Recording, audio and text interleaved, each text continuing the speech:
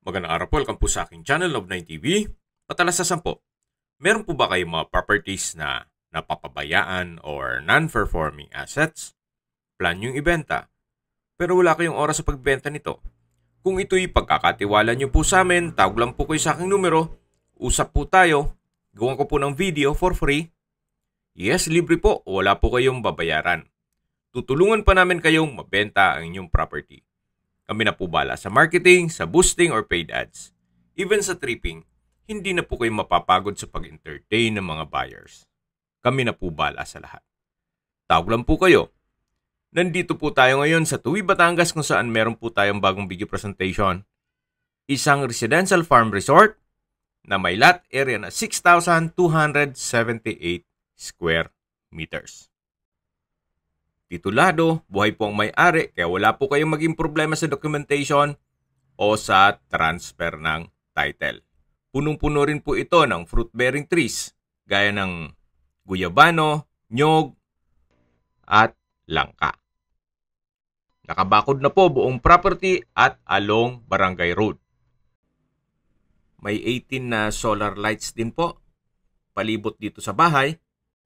At tungkol naman po dito sa mismong bahay ay may floor area na 300 square meters.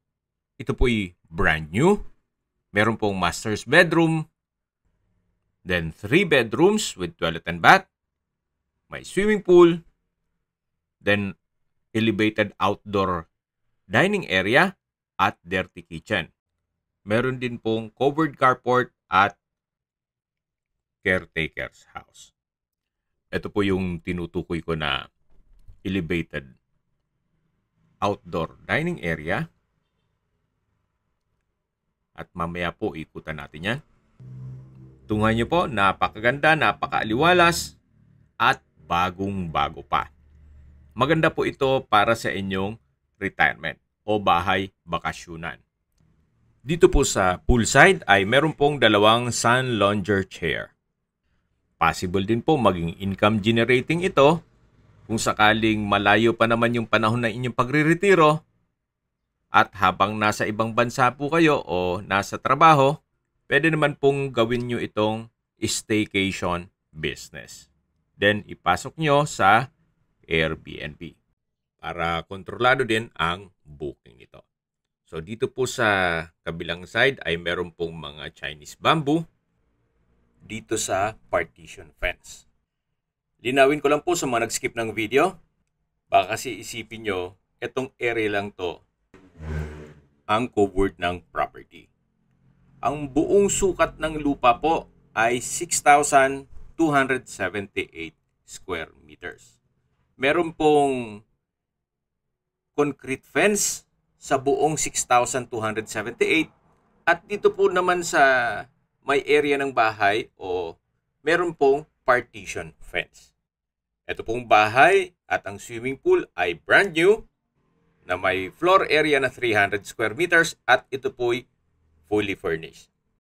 Mula po sa pedestrian gate, meron pong stepping concrete walkway. Lahat pong bedrooms ay may access sa mismong swimming pool. Ganun po kaganda ang floor plan nito. Yan po yung mga bedrooms.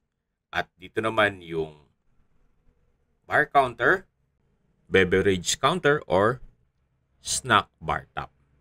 So, bahala na po kayo kung anong term nyo dyan. Then, meron pong bar stool. 6 na piraso po yan. Then, naka-natural stone design po ang wall nito. So, napaganda po ng kombinasyon ng kulay. Dito naman po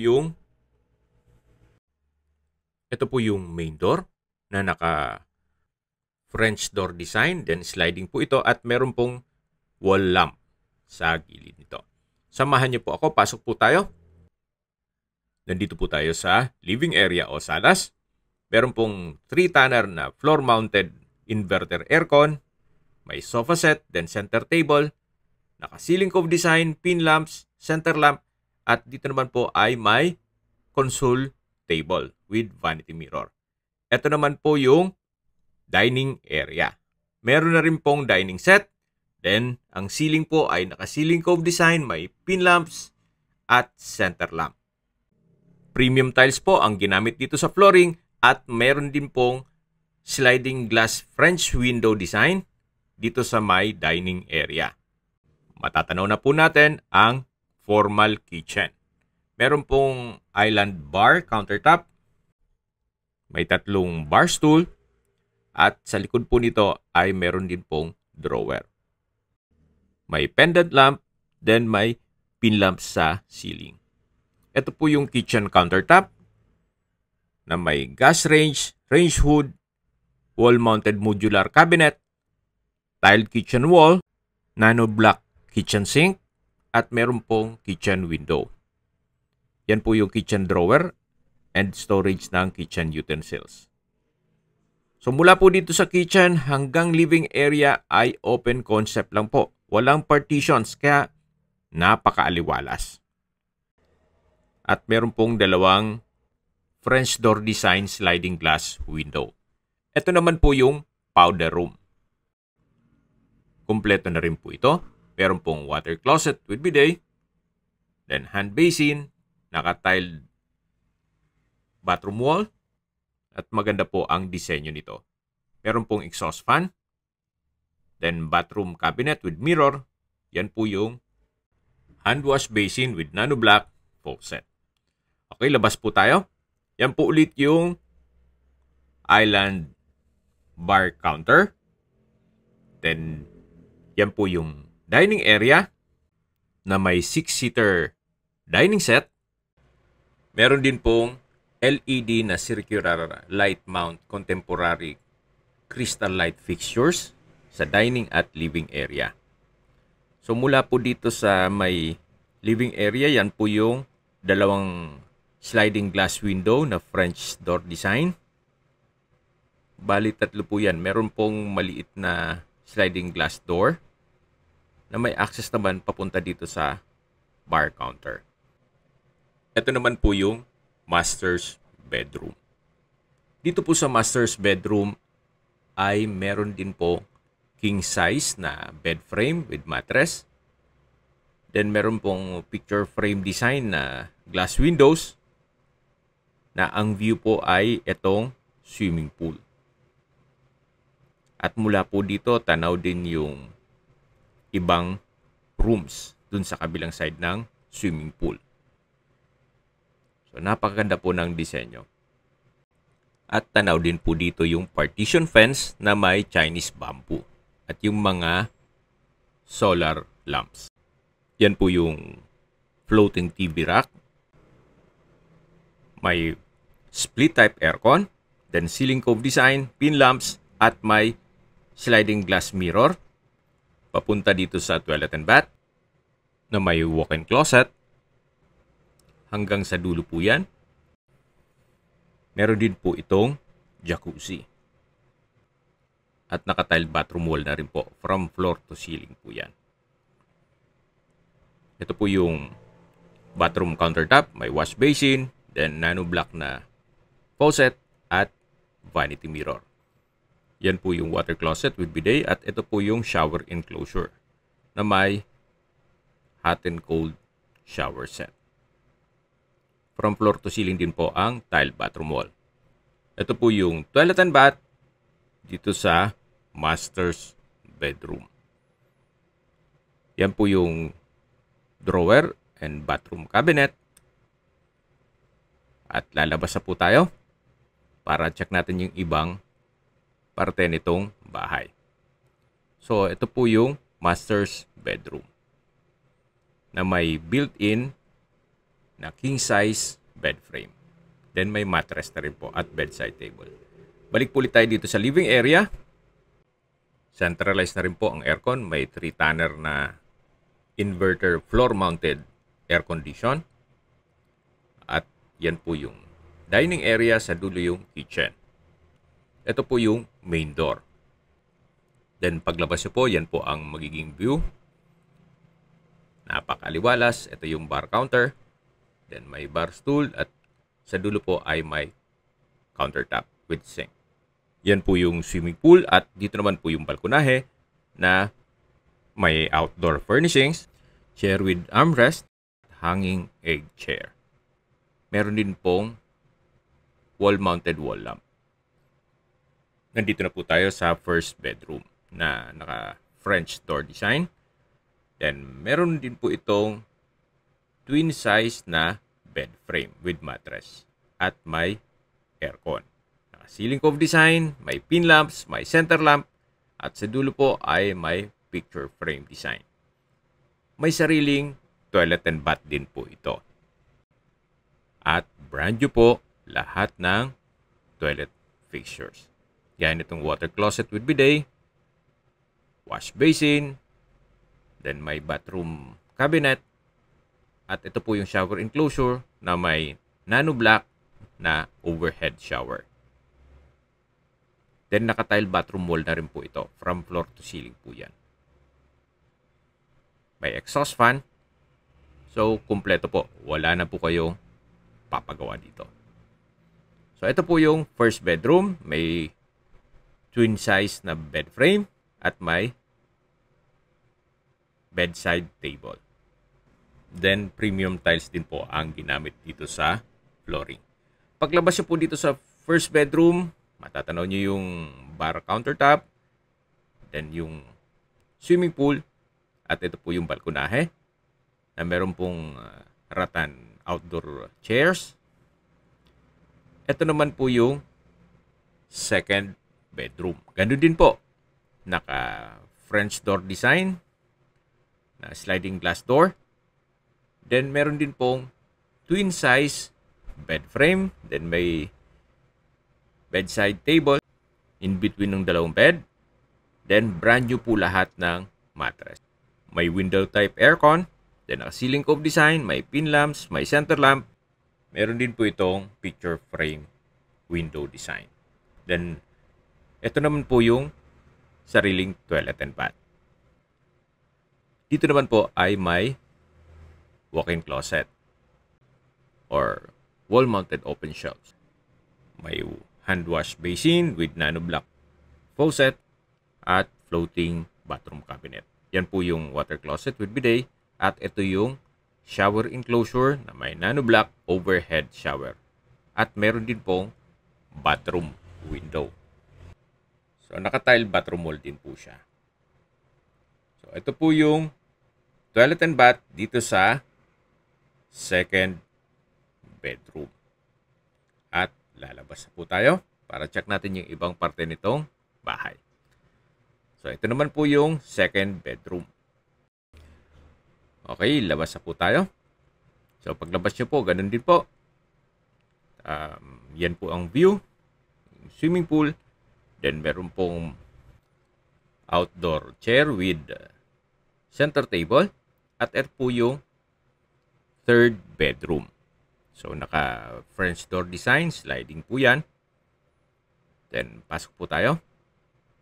So, ganoon din po. Meron pong twin size na bed frame with mattress. May dalawang glass window. May aircon. Naka-ceiling cove design. May pin lamps. May center lamp. May mga outlet na rin po sa mga wall. At may sariling toilet and bath. So, halos same design lang po nung second bedroom. May open shelf o walk-in closet. Then, floating bathroom cabinet. May wash basin. Then, nano-block sink. Water closet with bidet. Then, naka-tile bathroom wall from floor to ceiling. At meron pong exhaust fan. Shower enclosure. Bathroom window. At nano-block overhead shower. So, ito po yung toilet and bath dito sa third bedroom. At ito naman po yung mismong third bedroom. Yan po, naikutan na natin lahat ng kwarto dito sa buong kabahayan. So, paglabas nyo po, ganun din, meron siyang view dito sa swimming pool. At tanaw din dito yung main door. At ito po yung balkonahe. na may outdoor furnishings. Ay sarap po ng pakiramdam kung pagkagising nyo, ito na kaagad ang bubungad sa umaga nyo. At magkakape po kayo dito. At pag ready na ang breakfast, meron pong outdoor elevated na dining area. Arang kumain lang po kayo sa isang alfresco restaurant. Meron pong wall-mounted lamp sa poste nito. At ito pong ceiling ay may mga pin lamps. So, ilang steps lang naman po ito. 3 lang. Akyat po tayo. So, malaki naman po ang espasyo nito. Kahit siguro mga 10-seater na dining set ay kakasya po dito. So, mula po dito, tanaw din ng swimming pool. Then, yan po yung mga concrete walkways. Tanaw din po dito yung main gate. At dyan po yung caretaker's house. Mamaya po ikutan natin yan, yung sa dulo. Then may 2 covered carport. Then open car park na. At sa dulo naman yung mga fruit-bearing trees. So ito po ulit yung elevated na outdoor dining area. At dito po sa likod ay may 3 steps din na stair na kung saan ito naman po yung papunta dito sa dirty kitchen. Naka French door design din po siya. May kitchen countertop, stainless sink with faucet, then itong kitchen wall ay tiled na rin po at may mga outlet. Sa baba po nito ay may kitchen cabinets o storage ng kitchen utensils. Then may refrigerator na rin po. At ceiling fan. So ito po yung dirty kitchen. Then may walkway din po dito. Na yan po yung setback nung bahay. At ito po yung perimeter fence. Shower area. At ito po yung common comfort room. Then, kumpleto din po ang toilet fixtures. May water closet with bidet, hand basin, at urinal. Dito po sa kabilang kwarto naman ay yung filtration at pump room. Okay, lipat na po tayo. So, tunghayan nyo po ulit itong main house at swimming pool. So, meron po itong 3 bedrooms at isang master's bedroom. May floor area po ito na 300 square meters at fully furnished. So, ang kulang na lang po ay kayo at ang gamit nyo. Kung hanap nyo isang very relaxing na property, malayo sa syudad, sariwa ang hangin, eto na po yung hinahanap nyo. So, magbavari lang yan sa inyong budget. So, dito naman po may ilang steps at yan po yung buong garahe. Napakalawak po. Kung mahilig po kayo sa panabong na manok, pwede pong maglatag dito. Patag na patag naman po ito. So, at maraming manok ang mailalagay nyo dito. At ito naman po yung caretaker's house. Na kung saan kompleto din po yan. May kwarto, may banyo, at may kusina. Then, dito naman, sa laki ng garahe, malamang hindi nyo na magagamit yan. So, pwede namang receiving area naman muna dito. Bali po, 2 kwarto po ito. At isang banyo. So, yan po yung unang kwarto na pwede pong gawing maid's quarter. Ito yung toilet and bath. At ito yung pangalawang kwarto. O pwede pong gawing driver's quarter. So, ito po yung dulong parte ng property.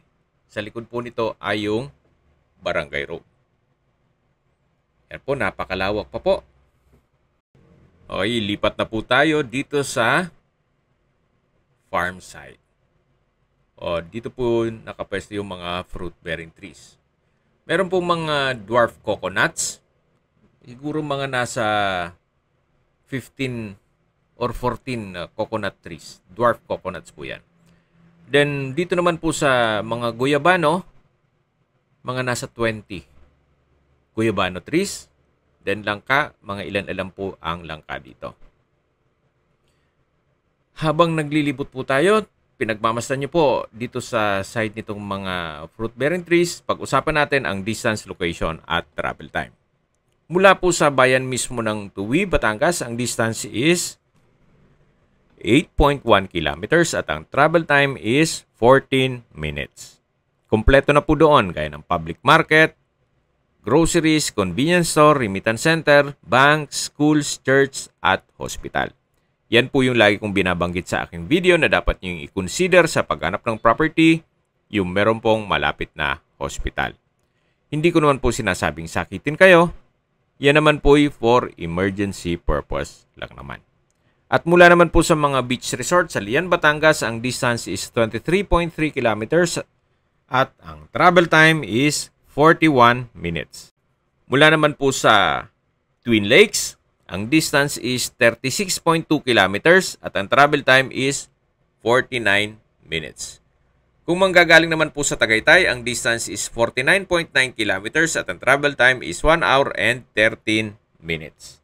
Mula naman po sa Manila o sa airport, ang distance is 111.3 kilometers at ang travel time is 2 hours and 37 minutes. So, nandito na po tayo sa part ng mga fruit-bearing trees at napakalawak pa po ng espasyo dito na possible din pong gawan nyo ng inyong future projects. Okay, sa presyo na po tayo. Binebenta po ito ni owner sa halagang 28 million pesos. Kung may mga katanungan po kayo, tawag lang po kayo sa aking numero. At sa mga kababayan naman natin nasa ibang bansa, meron po akong Telegram. Sa mga iPhone user naman, may iMessage. Meron din pong Imo, Skype, Viber at WhatsApp. Same number lang po, 0917-316-3399. Nasa dulong parte na po tayo ng property. At mula po dito, matatanong natin yung bahay. Then sa likod po nito ay napakalawak pa po ng espasyo. Sa mga nagtatanong po ng aming Facebook, meron po kaming Facebook page na Nov9TV at Facebook Reel Video. Meron din pong TikTok at Instagram. May ibang YouTube channel po kami na The Nov9TV Channel, Nov9TV Listings at Nov9TV On The Spot. Real talk, real fast. Sana po naibigyan yung aming video presentation. Paki-like and subscribe na lang po sa aking channel para ma-update din po kayo sa aking future listings. Kung sakali po hanap nyo yung mas malaking sukat na lupa, meron din po kami ibang listings na pwede nyo pagpilian. Huwag po kayong mag-atubiling tumawag sa amin, then let us know your budget para malaman namin kung anong property pwede naming i-alok sa inyo. Sa lahat pong viewers, subscriber at nagtiwala po sa amin, salamat po sa suporta, ingat po kayo lagi at yung pamilya. Maraming salamat po.